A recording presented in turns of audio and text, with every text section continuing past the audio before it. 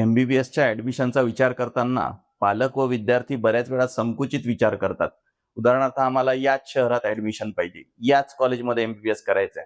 हे चुकीचं नाहीये, पण असे चॉईसेस ठरवताना मार्क्स आणि बजेट यांचं गणित बहुतेक जणांच्या लक्षात येत नाही.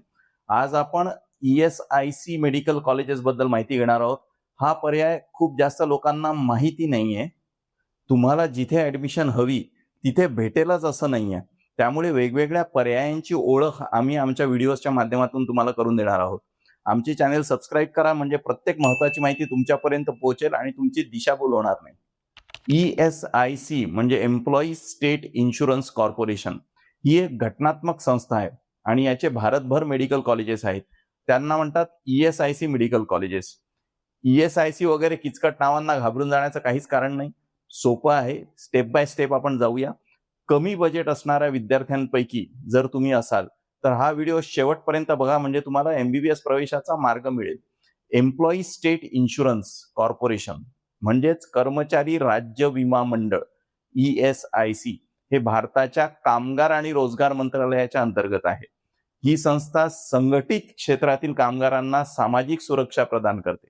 यामध्ये वैद्यकीय सेवा, तसेच आजारपण, मातृत्व, अपंगत्व आणि नोकरी दरम्यान झालेल्या अपघाती मृत्यूच्या परिस्थितीत आर्थिक लाभांचा समावेश आहे. म्हणजे ही केंद्र सरकारची बॉडी आहे जी वर्कर्स करता आहे. संपूर्ण भारतात 20 ESIC मेडिकल कॉलेजेस आहेत आणि त्यामध्ये 1830 म्हणजे 1830 MBBSच्या सीट्स आहेत. यामध्ये तुम्हाला सुद्धा ऍडमिशन घेता येईल.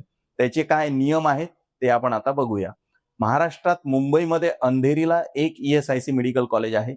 नागपूरमध्ये आणि पुण्यामध्ये बिबवेवाडीला ESIC मेडिकल कॉलेजेस प्रस्तावित आहेत. ते कदाचित लवकरच कार्यान्वित होतील. आमच्या बरोबर व्हॉट्सअपवर तुम्ही संपर्कात राहा, म्हणजे या नवीन कॉलेजेसची माहिती, लगेच जे काही अपडेट्स येतात आम्ही तुम्हाला ते लगेच देऊ. ESIC मध्ये मेडिकल कॉलेजेसमध्ये 3 प्रकारच्या सीट्स असतात. एक म्हणजे ऑल इंडिया कोटा, यात प्रत्येक विद्यार्थी पात्र असतो. तुम्ही पण पात्र आहात. दुसरा म्हणजे ESIC मधील IP वॉर्डसाठी स्वतंत्र कोटा, जो 35% सीट्सचा असतो. तिसरा म्हणजे स्टेट कोटा, ज्या राज्यात ते कॉलेज आहे त्या राज्यातील विद्यार्थ्यांकरता त्याच्यात स्वतंत्र कोटा असतो. मी तुम्हाला सांगितलं की ऑल इंडिया कोट्यासाठी तुम्ही पात्र आहात. आता इतर 2 कोटासाठी तुम्ही पात्र आहात का? ESIC मेडिकल कॉलेजेसमध्ये MBBS करण्याचे काय फायदे आहेत, त्याची काय फी आहे, नीटचे काय कट ऑफ्स आहे, हे सर्व आपण आता डिटेलमध्ये बघूया. ESIC मेडिकल कॉलेजेसमध्ये MBBS करण्याचा सर्वात मोठा फायदा असा आहे की फी खूप कमी आहे. MBBSची फी वार्षिक 24,000 ते 1,00,000 एवढी आहे. तुम्ही कोणत्या कोट्यात ऍडमिशन घेता त्यानुसार ती बदलते. 2025 पर्यंत ESICचे 11 कॉलेजेस होते, ते आता वाढून 20 झालेले आहेत. तुम्हाला कोणत्या कॉलेजमध्ये इंटरेस्ट आहे ते आम्हाला कॉमेंट्समध्ये लिहा, म्हणजे आम्ही त्याचे डिटेल्स तुम्हाला देऊ. एकूण 1830 सीट्स पैकी 678 सीट्स IP वॉर्ड विद्यार्थ्यांसाठी राखीव आहेत. BDS साठी फक्त ESIC डेंटल कॉलेज गुलबर्गा येथेच IP वॉर्ड सीट्स उपलब्ध आहेत. फी स्ट्रक्चरकडे आपण आता वळूया.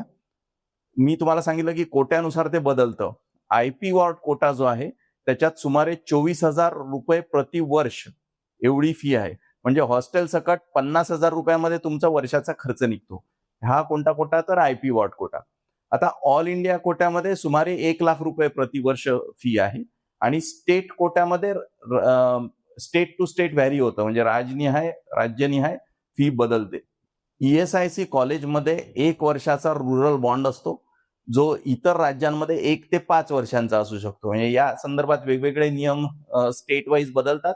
ते तुम्हाला हवे असतील तर आम्हाला संपर्क करा, आम्ही तुम्हाला ते डिटेलमध्ये समजून सांगू. सर्वप्रथम IP वॉर्ड कोटा म्हणजे काय ते समजून घेऊया. हा ESIC अंतर्गत येणारा इन्शुअर्ड पर्सन वॉर्ड कोटा आहे. या कोट्यामध्ये पात्रतेचे काय निकष आहेत? जर एखाद्या विद्यार्थ्याचे पालक एखाद्या खाजगी संस्थेत नोकरी करत असतील, ती संस्था नोंदणीकृत असेल म्हणजे रजिस्टर्ड असेल, त्यात किमान 10 किंवा अधिक कर्मचारी असतील आणि त्या पालकाचा पगार महिन्याला 21,000 रुपयांपेक्षा कमी असेल तर ते विद्यार्थी या कोट्यासाठी पात्र ठरतात. अशा पालकांसाठी ESIC कार्ड तयार होतं.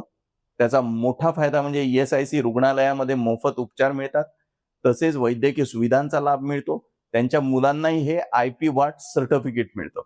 या आयपी वॉट सर्टिफिकेटच्या आधारे विद्यार्थी MBBS BDS सारख्या कोर्सेस मध्ये काउन्सिलिंग मध्ये त्यांचा फायदा घेऊ शकतात. आयपी वॉट कोट्यात कमीत कमी रँक असलेल्या विद्यार्थ्यांनाही सरकारी कॉलेज मिळू शकतं आणि फी देखील कमी असते. अनेक वेळा विद्यार्थी सांगतात की त्यांच्या पालकांकडे ESIC कार्ड होतं, पण त्यांनी वेळेत आयपी सर्टिफिकेट काढलं नाही, आयपी वॉट सर्टिफिकेट काढलं नाही आणि अर्जाची तारीख चुकली. हा अर्ज दरवर्षी साधारणतः एप्रिल-मे महिन्यात 10-15 दिवस खुला असतो. म्हणजे 10-15 दिवसाची विंडो फक्त असते तुम्हाला जर आयपी वॉट सर्टिफिकेट काढायचं असेल तर. या कालावधीत तुम्ही जर अर्ज नाही केला तर या कोट्याचा लाभ मिळत नाही, तुम्ही पात्र असाल तरी देखील. आणि म्हणून हा व्हिडिओ तुमच्याकरता खूप महत्वाचा आहे. वैध ESIC आयपी वॉट सर्टिफिकेट असणं अत्यंत महत्वाचं आहे. हे आयपी वॉट कोटा जर तुम्हाला घ्यायचा असेल तर. अर्थात प्रवेश नीटच्या मेरिटनुसारच होतात, थेट प्रवेश मिळत नाही, पण कट ऑफ ऑल इंडियाच्या तुलनेत कमी असतात. आता वयोमर्यादा काही आहे का याच्यासाठी? तर आहे. मुलांसाठी कमाल वय 21 वर्ष आहे. इथे फरक लक्षात घ्या की नीट परीक्षा देण्याकरता किंवा MBBS प्रवेशाकरता अप्पर एज लिमिट कुठलंच नाहीये. अगदी विद्यार्थ्याने आणि त्याच्या पालकांनी एकाच नीट परीक्षेच्या माध्यमातून MBBS मध्ये एकाच वेळी प्रवेश घेतल्याची उदाहरणं आहेत. MBBS प्रवेशाकरता अप्पर एज लिमिट नाहीये. परंतु ESIC मेडिकल कॉलेजेसमध्ये आयपी वॉट कोट्यामध्ये प्रवेशांकरता मुलांना कमाल 21 वर्ष वयाची अट आहे. कारण 21 वर्षापर्यंत ते मुलं पालकांवर अवलंबून आहेत असं त्याच्यामध्ये गृहीत धरलेलं आहे. आता अविवाहित मुलींसाठी वयोमर्यादा नाही आहे. म्हणजे लक्षात घ्या की मुलांसाठी आणि मुलींसाठी इथे वेगळे नियम आहेत.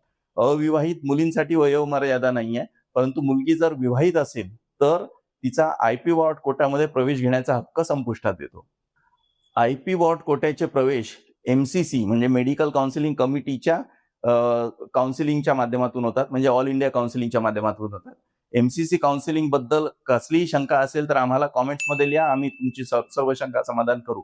या कोट्यासाठी कोणते डॉक्युमेंट्स लागतात? आता नेहमीचे डॉक्युमेंट्स तर लागतातच, ते प्रत्येक ठिकाणी लागतात. त्या व्यतिरिक्त महत्वाचे म्हणजे पालकांचे ESIC ई पहचान कार्ड आवश्यक आहे. हे फार महत्वाचं डॉक्युमेंट आहे. आणि अर्थातच कॅटेगरी सर्टिफिकेट, आणि तुम्हाला जर कारण याच्यामध्ये पण कॅटेगरी वाईज ऍडमिशन्स होतात. खूप महत्वाचे, अर्ज करताना नीट फॉर्म मध्ये दिलेली जी माहिती आहे म्हणजे नाव, जन्मतारीख, कॅटेगरी, ही ESIC अर्ज आणि आयपी वॉट सर्टिफिकेट या सर्व ठिकाणी एकसारखं असणं अत्यंत महत्वाचं आहे. आजकाल जागरूकता वाढल्यामुळे या कोट्यातील स्पर्धा वाढत आहे आणि कट ऑफ्स देखील बदलत आहेत. त्यामुळे जे विद्यार्थी पात्र आहेत त्यांनी हा कोटा नक्की वापरावा. कमी स्कोअरवर ऍडमिशन्स होतात, म्हणजे खूप कमी स्कोअरवर नाही होत, पण ऑल इंडिया कोटाच्या तुलनेत कमी रँकवर सीट मिळू शकते. तुम्ही जर गेल्या 3 वर्षांचा ट्रेंड बघितला तर तुमच्या लक्षात येईल की सीट्स वाढत आहेत, पण कट ऑफ्स हायर रँकवर क्लोज होत आहेत. उदाहरणार्थ ST कॅटेगरीमध्ये मागच्या वर्षी 6-7 रँक पर्यंतही आयपी वॉर्ड असल्यास प्रवेशाची शक्यता दिसून आली. ESIC मेडिकल कॉलेजेसमध्ये काही मुख्य मुद्दे मी आता सांगणार आहे, पण तत्पूर्वी महाराष्ट्रातल्या ESIC मेडिकल कॉलेजेस बद्दल माहिती पाहिजे असेल तर आम्हाला व्हॉट्सअपवर संपर्क करा.